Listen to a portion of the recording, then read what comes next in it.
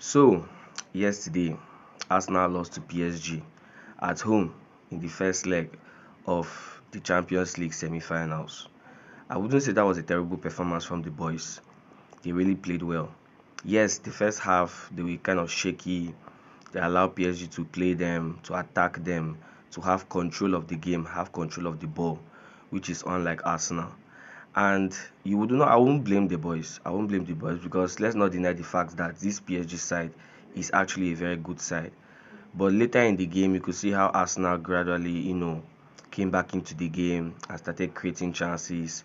And Donnarumma was so exceptional that he denied Arsenal all the chances that they created that yesterday. So I wouldn't totally blame them because they created the chances, but they could not just convert the chances yesterday. And another thing is Arsenal kind of lacked that our attacking power yesterday. Whenever Declan Rice plays in that number 8 position, he's always very, very attacking, driving the ball from the midfield to the final third, and making passes to either Martinelli or Saka, to do the job. And you could see it sometimes in the match yesterday when he would just drive the ball forward. We're lacking that his presence in the number 8. And let's not also deny the fact that Odegaard was not in that match. Odegaard was just, I don't know. Odegaard was lost in the match, so he was not making Rice do most of the job, doing the job of the number 6 and also doing the job of the number 10, which was not supposed to be so.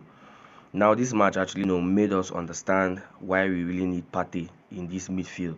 Because if Partey was playing this midfield, playing his position, it would have given Rice more opportunity to be attacking and to go back to his number 8 and play. Because anytime, if you check the two legs that we played against Real Madrid, he was at the number 8, and you could see that whenever he's in that number 8, it actually helps control that midfield better because it doesn't allow the opposition the opportunity to actually press us, attack us, because he's always very active to make sure that there's always recovery of all the balls that they have lost before he comes into even our half. So you could see that Partey was really, really missed in that match, which when he comes in the second leg, trust me, you people will see the difference. That's why I said I don't really want to blame the boys. And another thing was because Partey was not in the match, he now forced Merino, who has been our makeshift striker and has been very exceptional in that position, scoring goals, giving assists, to drop down into the midfield, which, whenever he comes in the midfield, he doesn't really play and perform the way he performs when he's up front. And Trossard was there. Trossard was not really as effective as we expected him to be. There was no area ball. I know that PSG is not a very good side when it comes to area balls. There was no area presence, in that box, to give some problems to those PSG defenders. So trust me, once the second leg, Partey comes back into the midfield, allows Mourinho to go forward, and then it becomes the midfield of Odegaard, Partey, and Rice. Yes, anytime Partey is there and pairs with Rice, Odegaard somehow always comes out. But whenever you see Partey going out like that and it becomes maybe Rice, Odegaard now becomes very shaky and stuff like that. So I believe that once Partey comes back into this lineup and then we now bring Mourinho up front, there will definitely be a more improved performance from Arsenal. That's why I'm not really, being moved by this result. If it was a 2-0 lead or a 3-0 lead, then at that point I won't even stress. I will just be like, okay, it's gone. But since it's just 1-0, we can still overturn this. We have the power to overturn this. You understand? Just to score as early as possible and just keep scoring. And trust me, that second leg will not be as easy as people think. I know people are already writing off Arsenal saying yes, we have lost it because we lost at home.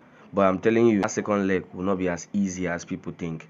But anyways, let's not take it away from PSG. They had a very, very good game. All their players were exceptional. The midfield was really, really compact, making it very difficult for Arsenal to break through and do the needful.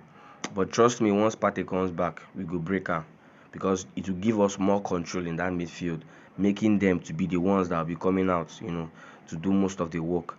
Then definitely we will break them properly.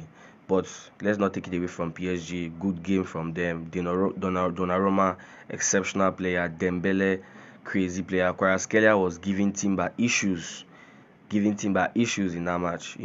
And then that's their midfield, Joao Neves, Vitinha, and Fabian Ruiz. Good players, very good, exceptional players. Then Hakimi and Nuno Mendes, good right back and left back, very exceptional. So at the end of the day, it was a very good game, a very fair game, an open game, an interesting one to watch too. So let's see what will unfold in the second leg of this tie. But to me, I don't see it as over. Yes, people say it's over. Yeah, PSG play when they go to their home, they'll go and play. They will not lose in their home. But I don't see this game being over. Arsenal can still come back. All right, so let's see what happens after the second leg.